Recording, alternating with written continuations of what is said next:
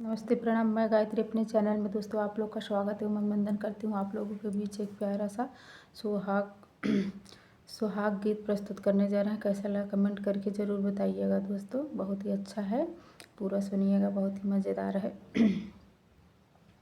मचिया ही बैठी है सासू बड़ई तीन, अरे मचिया ही बैठी है सासू बड़ई तीन।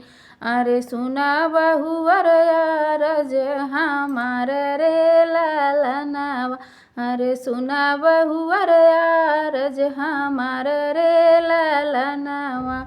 अरे अबही त मोर पूत लड़िका नदनवा, अरे अबही त मोर बेटा लड़िका नदनवा। अरे तीरे छी नजर जीने मारू रे ललनवा, अरे तीरे छी नजर जीने मारू रे ललनवा। जेऊ तोहरा पुत सासू लड़िका नदनवा, अरे जेऊ तोहरा पुत सासू लड़िका नदनवा। अरे काहे बिना लायु गवन रे ललनवा, अरे काहे बिना लायु गवन रे ललनवा।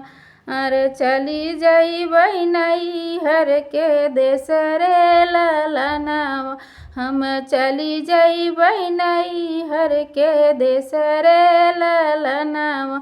अरे जब बहुअर जबू नैहर के देशवा, अरे मोर पूत जइहे ससुरार रे ललनवा।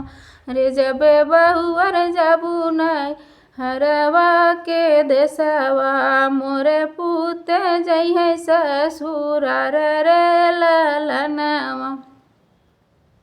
जेऊ तोहरा पुत सासू जइहे ससुररिया, अरे जेऊ तोहरा पुत सासू जइहे ससुररिया।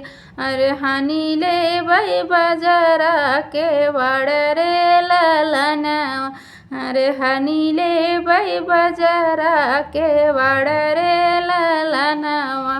अरे जेऊ तू ही बहुअर के ओड़िया हानि लेबू, जेऊ तू ही बहुअर के ओड़िया हानि लेबू। अरे मोर पूत कुदिए डड़वार रे ललनवा, ए मोर पूत कुदिए डड़वार रे ललनवा। जेऊ सासू तोहरा पूत कुदिए डड़वरवा, जेऊ सासू तोहरा पूत कुदिए डड़वरवा। अरे सोई जाबै माई के गोदी रे ललनवा, अरे सोई जाबै माया के गोदी रे ललनवा। जेऊ सासू तोरा पूत अरे मोर पूत सोइहे गोड़वार रे ललनवा। जेऊ बहुअर सौबू तू माया के गोदिया, मोर पूत सोइहे गोड़वार रे ललनवा। रे मोर पूत सोइहे गोड़वार रे ललनवा। जेऊ सासू तोरा पूत सोइहे गोड़वरिया, अरे जेऊ सासू पूत सोइहे गोड़वरिया।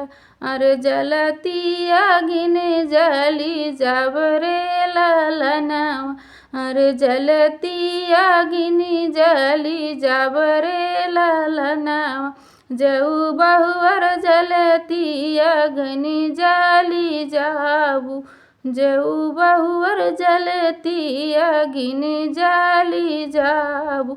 अरे मोर पूत पानी से बुझइए रे ललनवा, अरे मोर पूत पानी से बुझइए रे ललनवा। अरे मोर अरे मचिया ही बैठी है सासू बड़ैतिन बहुअर बहुअर अरज हमार रे ललनवा। अरे मचिया ही बैठी है सासू बड़ैत सुना बहुअर अरज हमार रे ललनवा। कैसा लगा कमेंट करके ज़रूर बताइएगा दोस्तों। अगर गीत पसंद आए तो लाइक शेयर सब्सक्राइब जरूर करिएगा।